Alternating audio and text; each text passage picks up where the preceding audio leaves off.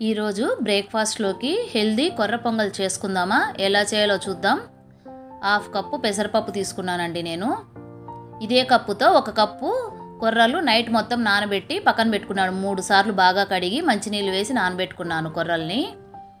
దీన్ని బాగా ఫ్రై చేసుకోవాలి. పెసరపప్పుని రంగు కలర్ చేంజ్ అయ్యేంత వరకు ఓపిక్గా ఫ్రై చేసుకోవాలి. కలర్ చేంజ్ అయిన తర్వాత దాన్ని తీసి పక్కన పెట్టుకొని కుక్కర్ పెట్టుకోవాలి.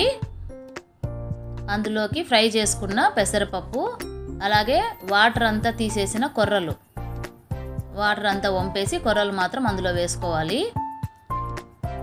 ఏ కప్పుతో అయితే నేను కొర్రలు తీసుకున్నానో అదే కప్పుతోనే పెసరపప్పు కూడా తీసుకున్నాను. ఆ కప్పుతోనే వాటరు 1కి 5 వంతున, అంటే 1 కప్పు కొర్రలకి 5 నీళ్ళు, అలాగే పెసరపప్పు 1/2 కప్పు తీసుకున్నాం కదా, దానికి ఒక 2 నీళ్ళు, మొత్తం 7 కప్పుల వరకు వాటర్ పోసుకోవాలి.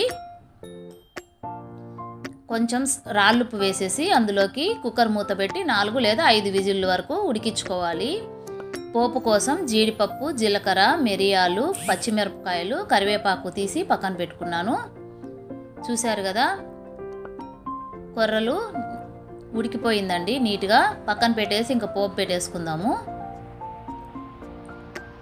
2 స్పూన్ల వరకు నెయ్యి వేస్తున్నాను.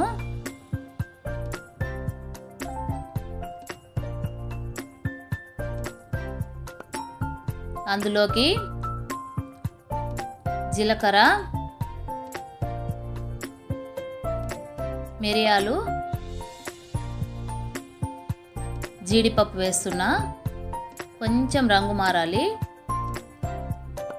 కొంచెం రంగు మారిన తర్వాత పచ్చిమిర్చి, అలాగే కరివేపాకు వేసేయాలి. కొంచెంగా నేనైతే ఇంగువని యాడ్ చేస్తున్నాను.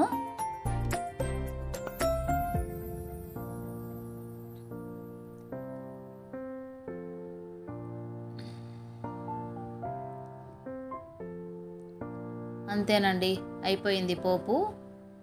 స్టవ్ ఆఫ్ చేసేసి పొంగల్లోకి ఈ పోపు వేసి నీట్గా కలుపుకోవాలి.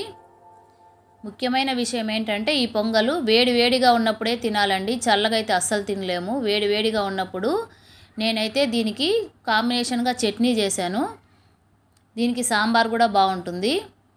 చూశారు కదా, ఇలా వేడివేడిగా ఉన్నప్పుడే ప్లేట్లో సర్వ్ చేసుకొని చట్నీ వేసి తినేసేయాలి. అప్పుడే టేస్ట్ హైలైట్గా ఉంటుంది. మనకు మిల్లెట్స్ తింటున్నాము అన్న ఇబ్బంది ఏమి ఉండదు. టేస్ట్ చాలా బాగుంటుంది. మీరు కూడా ఒకసారి ట్రై చేయండి.